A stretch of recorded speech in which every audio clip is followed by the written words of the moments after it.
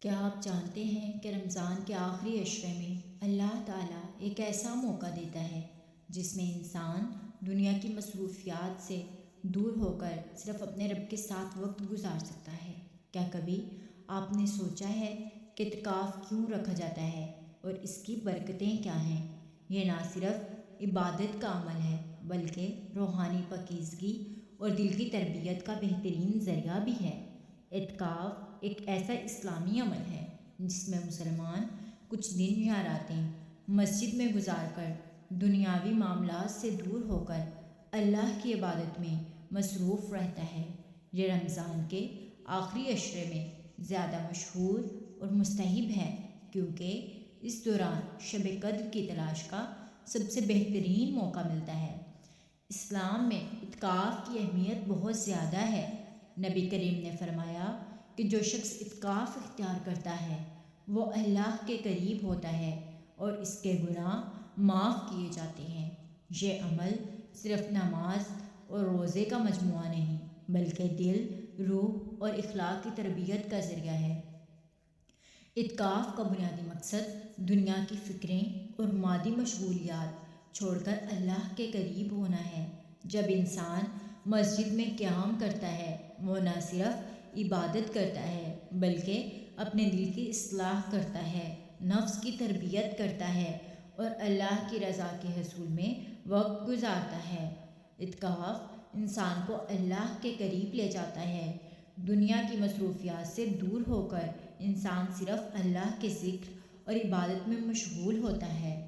اعتکاف دل کے کثافت کو دور کرتا ہے، یعنی دنیاوی خواہشات اور گناہوں سے دل کو پاک کرتا ہے۔ جب انسان دن رات عبادت اور ذکر میں گزارتا ہے تو نفس کی خواہشات پر قابو پانے کی صلاحیت بڑھتی ہے۔ اعتکاف کے دوران کی جانے والی عبادت، دعا اور استغفار گناہوں کی معافی کا سبب بنتی ہے اور دل میں سکون پیدا کرتی ہے۔ اعتکاف کی برکتیں۔ حدیث میں آتا ہے کہ جو شخص اعتکاف اختیار کرتا ہے اس کے گناہ معاف کیے جاتے ہیں، چاہے وہ چھوٹے ہوں یا بڑے۔ رمضان کے آخری عشرے میں اعتکاف کرنے والا شخص شب قدر کی تلاش میں سب سے زیادہ کامیاب ہوتا ہے۔ اعتکاف کے دوران کی جانے والی دعائیں خصوصی اہمیت رکھتی ہیں اور اللہ کی بارگاہ میں زیادہ قبول ہوتی ہیں۔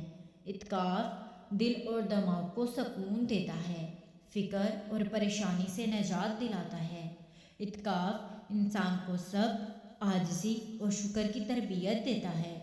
اعتکاف کا عمل صرف مسجد میں قیام تک محدود نہیں بلکہ یہ دل کی اصلاح، اعمال کی نیک نیتی اور روح کی تربیت کا مکمل پیکیج ہے۔ اس دوران انسان دن رات قرآن کی تلاوت، نماز، دعا، ذکر اور نیکیوں میں مصروف رہتا ہے۔ والدین اور خاندان کے حقوق کے باوجود مسجد میں وقت گزارنا صبر اور قربانی سکھاتا ہے۔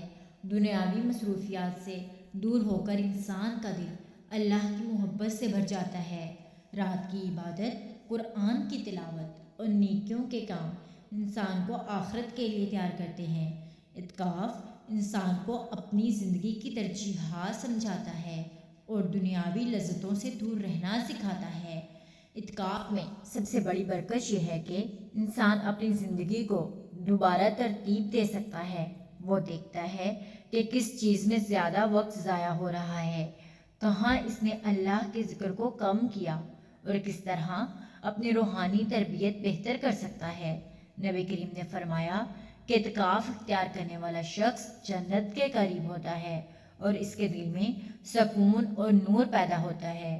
یہ عمل نہ صرف رمضان بلکہ باقی سال کے لیے انسان کی روحانی قوت بڑھاتا ہے۔ اعتکاف صرف مسجد میں قیام نہیں بلکہ ایک مکمل روحانی تربیت ہے۔ یہ انسان کو اللہ کے قریب لے جاتا ہے، دل کو صاف کرتا ہے، نفس کو تربیت دیتا ہے اور گناہوں کی معافی اور دعا کی قبولیت کا ذریعہ بنتا ہے۔ اگر ہم اعتکاف کو سمجھیں اور اس کی اہمیت کو جانیں تو یہ ہماری زندگی میں تبدیلی لا سکتا ہے۔ یہ ہمیں دنیا اور آخرت دونوں میں کامیابی کی راہ دکھاتا ہے۔